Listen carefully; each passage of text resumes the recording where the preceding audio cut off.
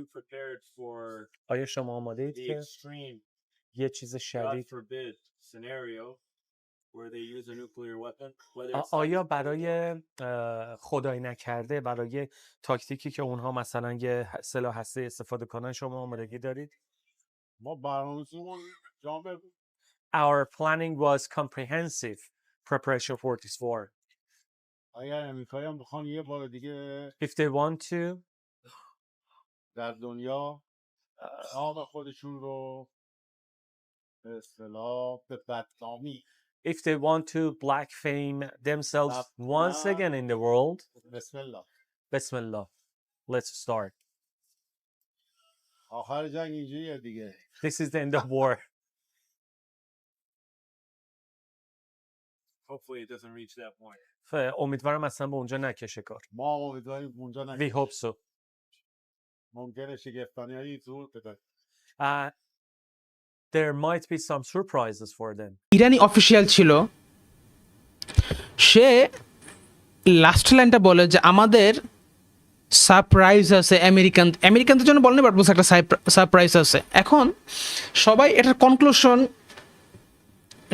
Conclusion নিছে যে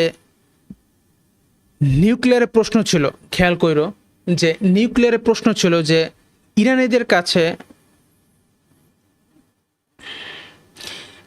কাছে যদি ইরানি অফিসিয়াল জিজ্ঞাসা করা হয়েছে যে যদি নিউক ব্যবহার করা হয় যুদ্ধে তাহলে আপনাদের রেসপন্স কী হবে, সে সকল কিছু বলার পর বলছে এটা তো এন্ড অফ যুদ্ধ হবে, এরকম বিভিন্ন লাইন বলার পর লাস্টে বলছে যে সারপ্রাইজের কথা। এখন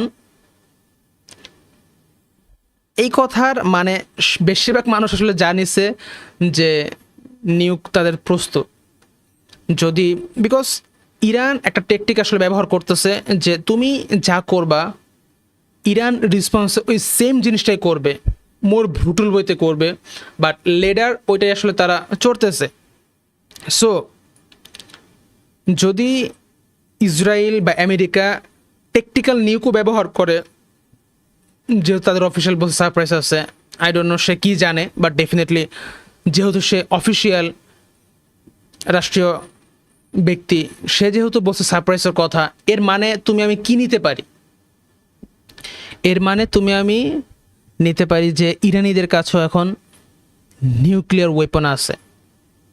এখন এটার কয়েকটা ফ্যাক্টর হইতে পারে যেটা আসলে অনেকেই ধরে নিচ্ছে যে 60% ইনরিচমেন্ট ইউরেনিয়াম দিয়া নিউক্লিয়ার বোম তো বানানো সম্ভব না, বাট ডার্টি বোম বানানো সম্ভব। যদি ইসরায়েলের কয়েকটা শহর আছে, যদি কয়েকটা শহর হিট করে দেন, ওইখানে থাকার মতন আর অবস্থা থাকবেন। এবং ইরান কিন্তু হিউজ রাষ্ট্র, ইরান ইসরায়েলের থেকে অ্যাটলিস্ট 50 থেকে 80% বিগার, অ্যান্ড তার পপুলেশন 10 কোটি, তার আয়তন অনুযায়ী কিন্তু সে আশেপাশের দেশে আসলে যাওয়ার মতো অবস্থা আছে। বাট ইসরায়েলের রাষ্ট্র কিন্তু তাহলে ডিসফাংশন এবং ডিসমেন্টেল হয়ে যাওয়ার সম্ভাবনা অনেক বেশি।